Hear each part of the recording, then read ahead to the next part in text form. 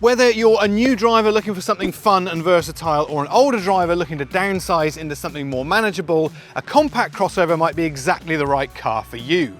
But if you think that relatively small budgets price you out of all the German brands, then think again. Because this is the Volkswagen T-Cross, and it bundles a lot of European appeal into a price that you might be surprised at.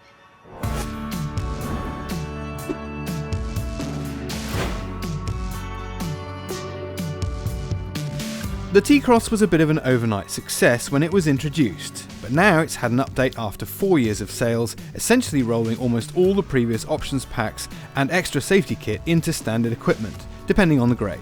This is the entry-level 85 TSI Life, and it goes up against other dinky SUVs such as the Toyota Yaris Cross, Hyundai Venue and Kia Seltos. You can spend in excess of $40,000 for a T-Cross if you go for the R-Line, the top of the range version. But the version we're looking at here is the Life. Now, it got a recent update and a price increase of about $3,000, but with that came drive-away pricing. So the version you're looking at here is 35 grand drive-away. And with the update, it bundled in a lot of the previous options, which means the only thing you can pay for extra here is metallic paint and an extra $600. All Volkswagens get a 5-year unlimited kilometre warranty. Service intervals are every 15,000 kilometres, and thanks to cap price servicing, scheduled maintenance is fixed at between $442 and $1,032, with the total cost of 5 years of servicing totalling $3,221. The update brought LED headlights to the T-Cross entry point along with surround lighting, but otherwise it's unchanged in appearance.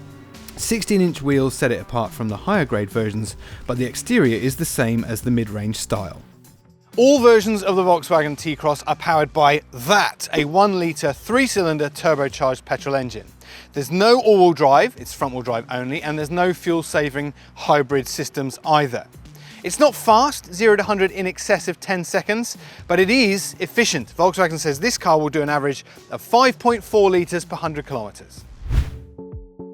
First impressions when you get inside the T-Cross at this entry level point is it does feel a little bit rental spec maybe. For example, before you've even got in the car, you have to unlock it with a push of the remote central locking, and then when you get in the car, you need an actual key to start it. Now I know that sounds like I'm being a bit spoiled, but that is increasingly uncommon on modern cars.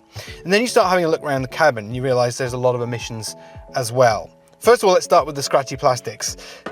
On top of the door here, quite nice here, dashboard, very nice. Down here, not so nice. And while we're speaking of down here, manual handbrake as well, no electric handbrake. Again, that's becoming increasingly uncommon. Also, I don't have any multi-zone climate control. I have a good old school climate panel here with just your fan speed dial, temperature dial.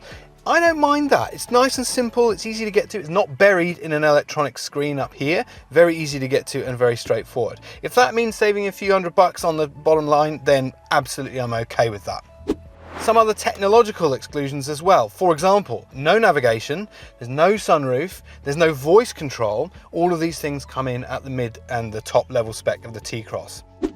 But spend a little bit of time in here and you do start to see some of the really good features come out.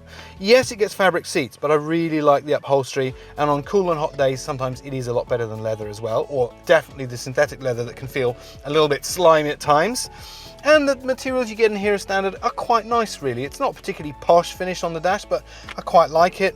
You get a central 8-inch screen, which is not massive, and you can get a bigger version, and the same goes for the driver instrument cluster as well. 8 inches, but you can see around the edges that this one is equipped to take a larger 10.3-inch screen in some of the higher spec versions as well. You get manual adjusting seats, which again, see that as a plus or a minus. I quite like it, not having to wait for the thing to move around slowly with electric. It's nice and quick to adjust your driving position.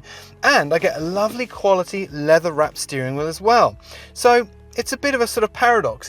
When you first get into the cabin here, there's some touches that feel a little bit perhaps cheap, but spend some time and you realize that the true value is in the stuff that really matters. A reverse camera is included as standard across the range, but the resolution is not fabulous. For a car of this quality, I'd expect a slightly nicer image in that 8-inch screen there. But it does show you everything you need to, and you've also got line markings to show where exactly you're reversing into. And another really good point about this is it gets parking sensors, radar, front and rear. A lot of cars way above this price point that don't get that. Other inclusions are, it also gets parking assistant, which is an addition for the update that happened recently. That came along with other safety updates, including rear cross traffic alert and blind spot monitoring. So safety actually rates very highly in this little car.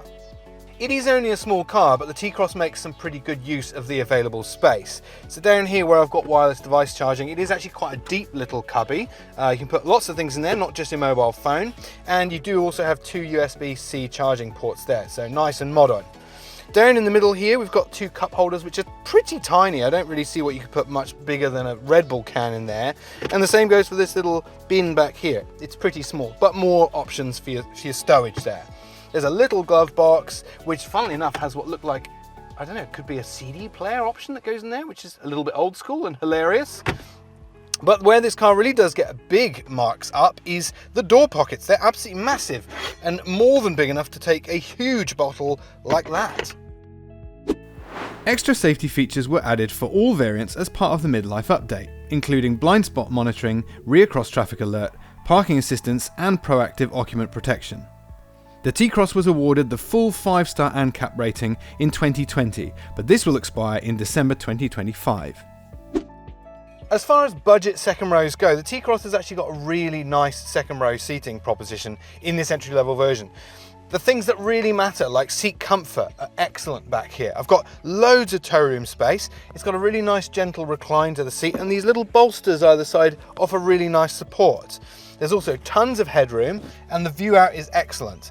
I do have more of these scratchy plastics everywhere, and the back of the seat fabric here is not particularly nice, and there's no center armrest. You know how much I love a center armrest, but otherwise you get a fair bit for your cash. There's a little storage cubby down here. There's 2 more USB-C power points, and there's your own illumination back here as well. So it's pretty much what you'd expect, as well as some really good levels of comfort back here.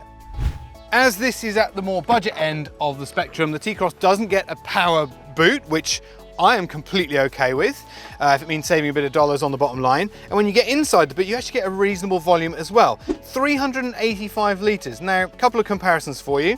The Polo, Volkswagen Polo, on which this car is based, gets a 340 odd litre boot, so it's quite a bit bigger.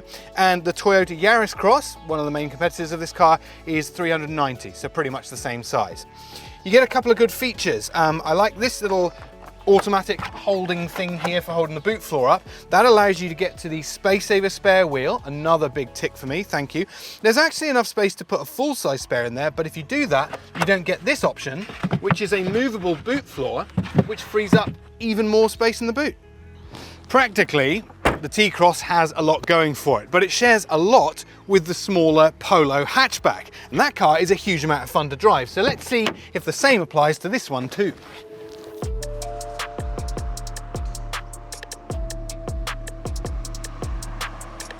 Going out for a spin in the T-Cross, I am actually genuinely a little bit excited because this is based on the Polo, which I know to be a really great little car to drive. It's heaps of fun. It doesn't have to be fabulously fast or sitting low to the ground to be dynamically rewarding. And I'm hoping the same is true in this car. I've got that ergonomically lovely little leather wrapped steering wheel ahead of me with the Volkswagen badge on.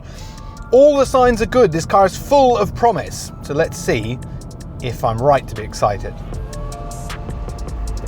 Well, for a start, that little 1 litre turbocharged 3-cylinder has a lot more zest than I was expecting. It's quite lively. I really like this engine. It's got that familiar thrum, that funny sort of offbeat sound that 3-cylinders tend to have. But in a car that's this light, remember this car is only about 1,300 kilos, its paltry 85 kilowatts actually deliver quite reasonable performance. Also, it's got the nimbleness that I was hoping for. Yes, the Polo is little and low, and it's a proper hatchback and actually has a slightly wider track front and rear. But the T-Cross has so much of that likeable handling. The steering is really responsive. This car is just so, in a word, chuckable. I get in it and I just feel like I'm going to have a lovely time. If you're trying to get somewhere in a hurry, this car will get you there, but it'll be fun at the same time. It's not particularly fast, but I just don't think it has to be. And when you find some longer, straighter roads, it's also a pretty rewarding driving experience as well. Settle into a cruise and The noise levels are rather low, the engine settles down to very low RPM, and it's feeling decidedly German. Really high quality, really refined, low NVH, really nice place to spend some time. That little engine also manages to be efficient as well. Now Volkswagen says about 5.4 litres per 100 kilometres.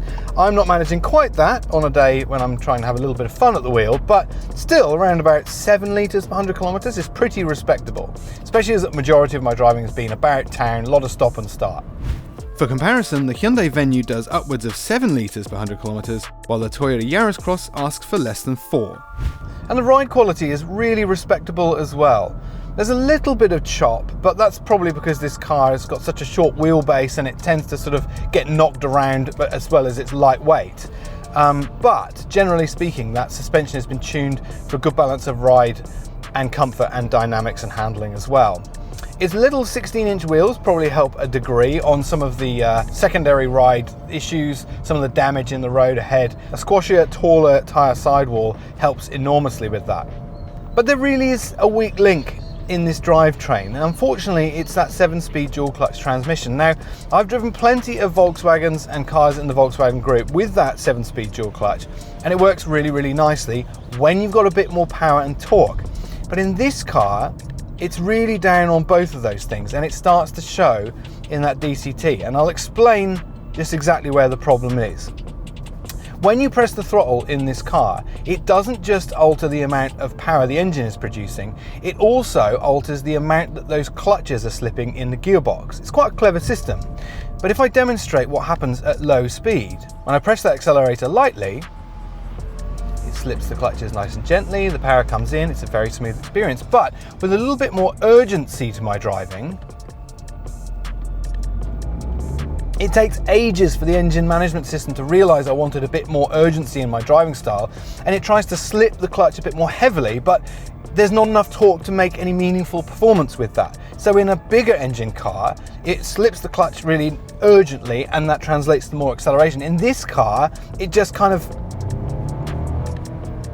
of makes a bit more noise and doesn't really go anywhere much faster. So for about town driving, just doing the odd errand here and there, it's a really pleasant system. It gets you there efficiently and low noise, very, very relaxing system. But to get anywhere in a hurry, it starts to become a little bit laboured, a little bit torturous sometimes. The kickdown is really slow as well. This car has been very much engineered and tuned for a little runabout. It hasn't been tuned for a performance car. I know it's the entry level, and I know it's not really that kind of thing, but it's a shame because its dynamics and its steering really are fun, and it really does seem like a car you could have some fun in. But that gearbox just lets it down. It's not the engine's fault. The engine is absolutely fantastic. It produces exactly the amount of torque and power that a vehicle like this really needs. It's just not sent to those front wheels with exactly the right urgency and manner and character as I would like. You do get paddle shifters on the steering wheel, which means you can actually manually pick a gear, which is great. That certainly helps the driving experience, but it doesn't help that whole clutch slipping. There's no third pedal in here. And I know you're gonna say I'm a Luddite. I know you're gonna say it's irrelevant these days, but the one way this car could get so much better in terms of driving experience is if it was a manual. I know, no one wants manuals, but I just feel like that engine, you could really get the most out of it if I'm actually controlling that clutch rather than a computer.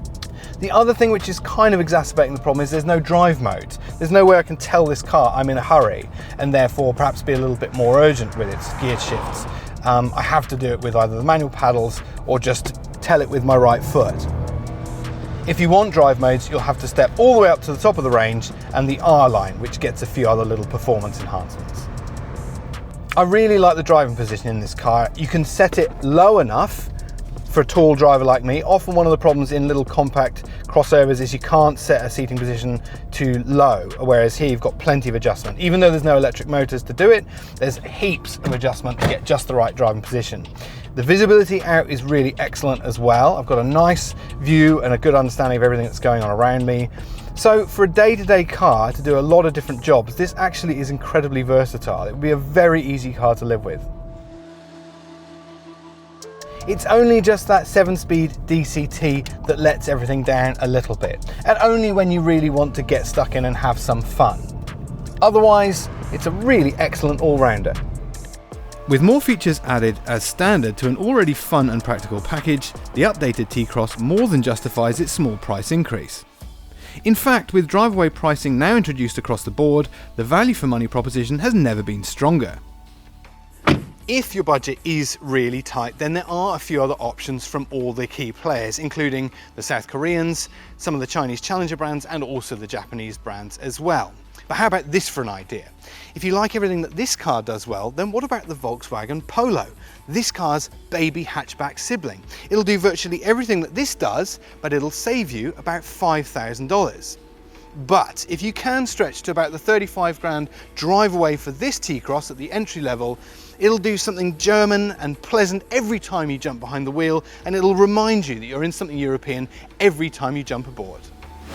Thanks for watching Car Sales. You've been watching a video about this car, the Volkswagen T-Cross, but if you want to know about any other baby crossovers and SUVs, let us know in the comments below. And hit like and subscribe, and also that bell icon so you get notified every time we put another video live.